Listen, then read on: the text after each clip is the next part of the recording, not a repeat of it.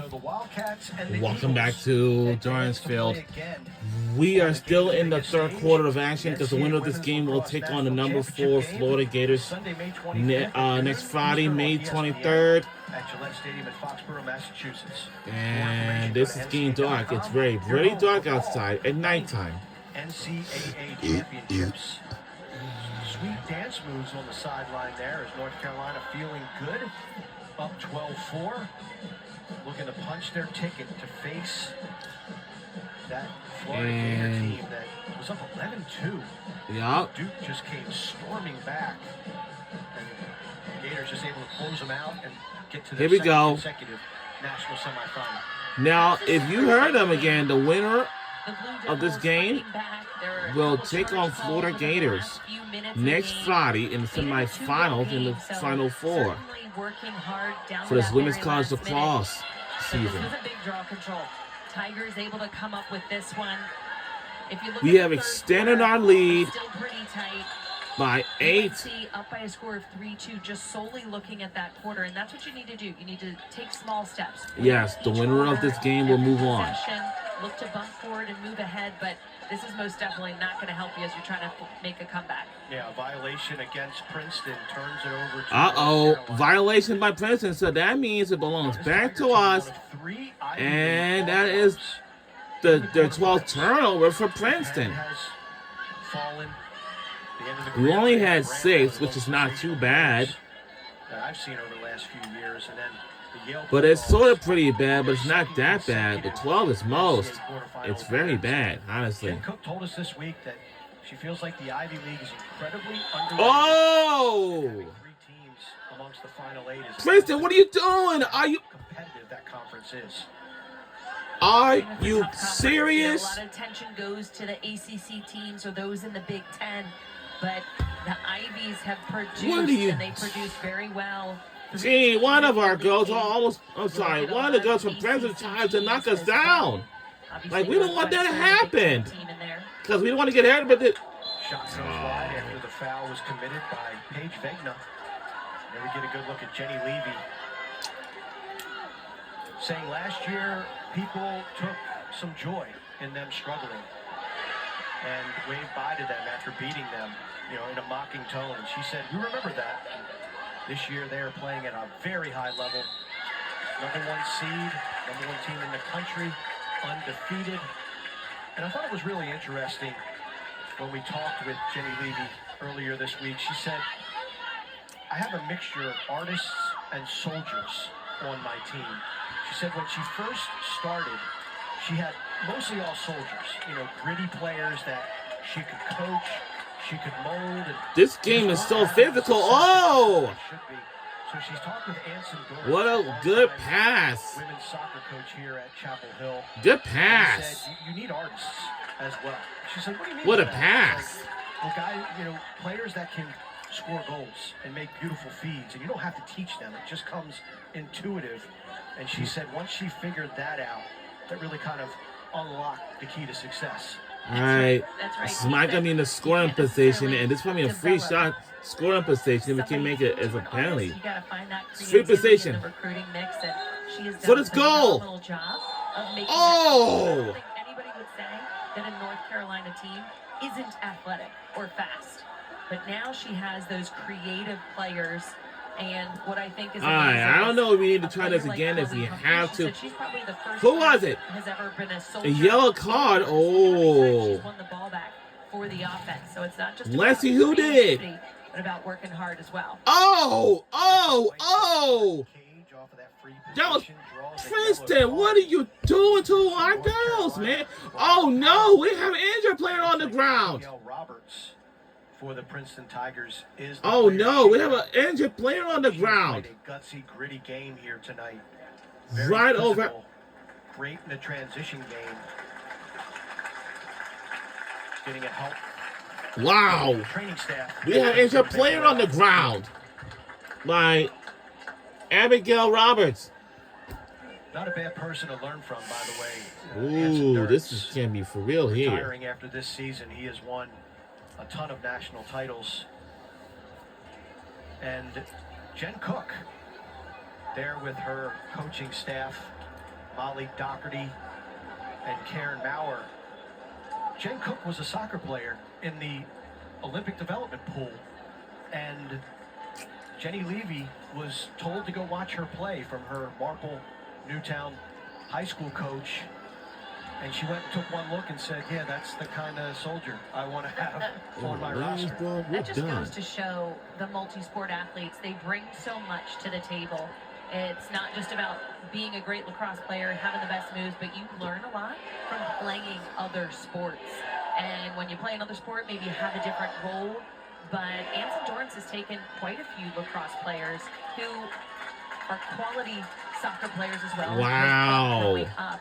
But Maggie Bill, some person This game is very ferocious. Julia Dorsey, who now is playing professional soccer.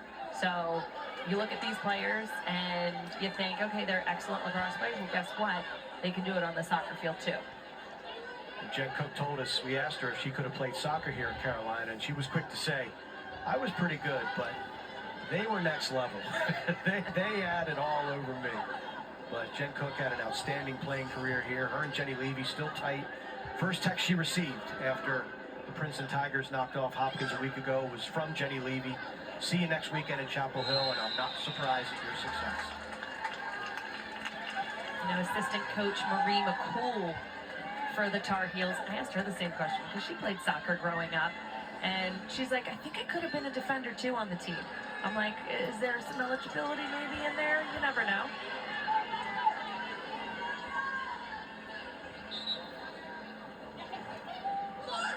North Carolina off of the free position. Shot. Oh! Goal! Scores! Olivia Vergano, junior out of West Babylon, New York, sticks it. Carolina up by 9. We're in the lead by 9. Ball movement, when you're up a player, it's all about making the defense shift and rotate around. And surprise, surprise, who fed that ball? Nope, none other than Ashley Humphrey. But I like how Olivia Vergano, she collected that ball, turned her body all in one, was getting it prepared to shoot right away.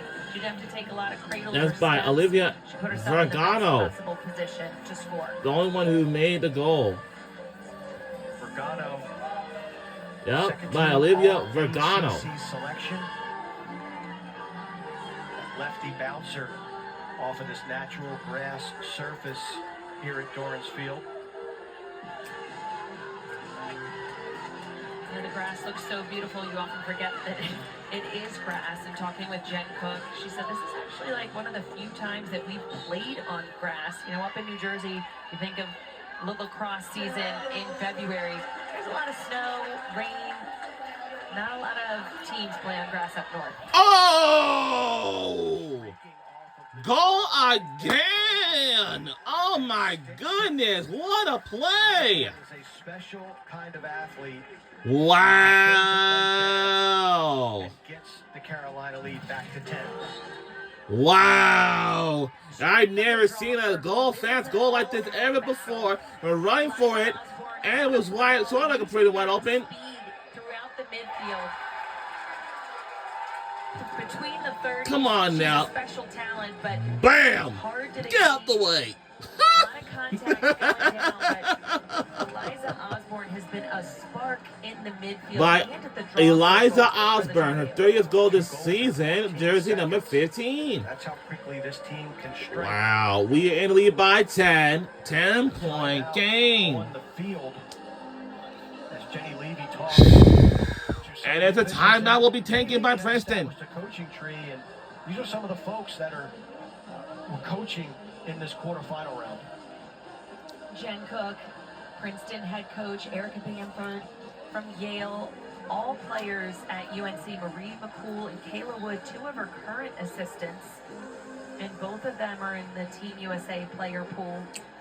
Marie McCool oftentimes runs out on the team or with the team at practice, not so much in the spring. Once the practice is done, she gets to work and gets to go up against Kayla Wood, who she continues playing as well at the professional level. So it's fun when you have coaches who can show you what to do on the field and not just necessarily say it to you. And this team as good as they've been in 2025, this is a relatively young bunch. When you look at some of their key contributors, Chloe Humphrey, redshirt freshman, Marissa White, redshirt sophomore, Addison Patillo, freshman. You've got Eliza Osborne, freshman, Kate Levy, freshman, Kaylee Harden, redshirt sophomore. This is a group that is going to be primed to be in a position to compete for national championships year in and year out. Yeah, this is unbelievable. They have a lot of quote-unquote inexperience based upon last year and based upon the addition of a ton of freshmen or people who were injured and have been out. But that inexperience is almost a positive thing because they kind of don't know what they don't know. They know that they're talented. They know what they've been practicing. And you don't see them playing with a ton of pressure on their shoulders, which is a good thing. You don't think about it. You don't talk about it. It's just go out and show what we know we're capable of doing. Back to the draw circle we go. So let's peek a little eye towards championship weekend in Foxborough. The one semifinal matchup is set. Northwestern, Boston College. Been down that road many a time. What do you think about this matchup between these two titans? You know, many times in the championship game, you look at the past few years, it's oftentimes Northwestern versus BC. Came down to the few seconds and a kick save last year.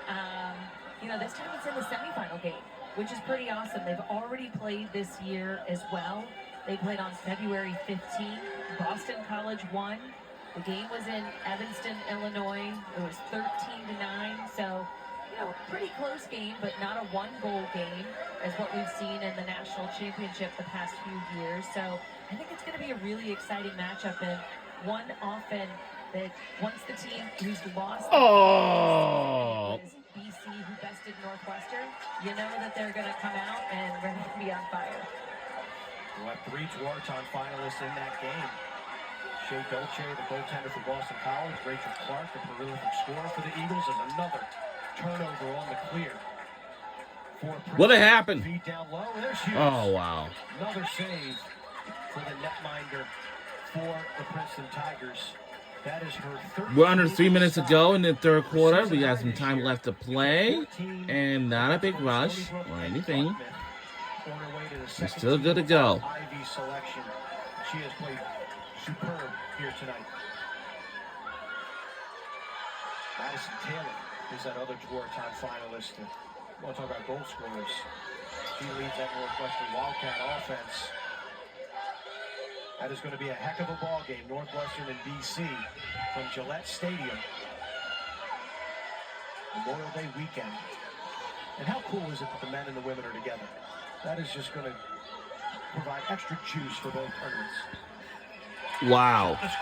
And the score, goal, good by Princeton. But they still got a little work to do. They're trailing by 9 points behind us. But we will never going to give up on this. Little rocker steps, tough defense by Brooklyn Walker Welsh, but that ball just kind of landed, plopped in the back of the net. It's not necessarily about the speed, but it's about the placement. And you see that that shot wasn't incredibly fast. The slide was coming, but Jamie McDonald handled the pressure with ease, and again, that's by Jamie McDonald, her 56th goal this season, her jersey number 17.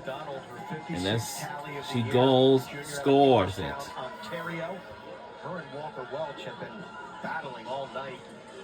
Princeton hasn't enjoyed the possession time that Carolina has. You can see her physical style of play, gritty lefty.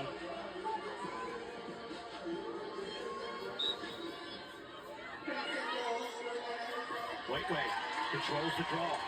Coming down. A little bit of a gamble by the Carolina defender. Good recovery by the Tar Heels. Ball is wheeled out of harm's way by Lane Calkins. Her father Ed, a member of that 1992 national title team for the Princeton Tigers. And she co-hosts the Sticks and Stripes podcast up in Princeton. Foul against Princeton. Again, it's Montez. She has really put in a solid workmanlike effort here tonight for this Princeton team. Well, she collects herself at this 8-meter free position. She's a player who's fast off the line. So if you aren't on her stick, this could be difficult for the UNC defense. Montez uses that speed No. inside, flings it over top the cage, backed up by the Tigers. Quick restart.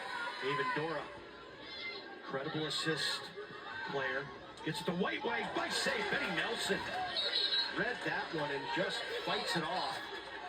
Terrific save from the North Carolina goaltender. McDonald comes back again. Her and Walker Welch, the immovable force. What's that? The irresistible force, the immovable object. I mean, those are two kinetic forces coming together. It looks pretty even to us up here, but again, we're a bird's eye view. He is standing right next to where they're at. Felt like it was too much extension and pushing from the defense. This is another 8-meter for Princeton. Wow. And there's a goal. Score, goal, good by Princeton. Slams it home, and Princeton refuses to go away. Wow. This is the second time in this third quarter that we've seen some back-to-back goals from Princeton. Come on. What I like about this, she took herself off the line quickly, and that nice little fake, she froze. At the end of the field, you can see the game clock by the end of the field. Snapped it low. Again, it's not about the speed or By the pace Jamie of the shot, McDonald it's about again. how you're gonna Her play for each 57th goal this team. season right now. Are you Her driving jersey your number is team from one side to 17. the other? And this time, Betty Nelson standing tall, and Jamie McDonald for Princeton. Nice little wrist action, snapping that ball low. Might be able to play. Although That's I how don't it is. necessarily see a smile yet from the coaching staff of Princeton. They have to be happy with some back-to-back goals getting sprung together. And then if you win some draws, the ball game all of a sudden changes and you have a momentum shift.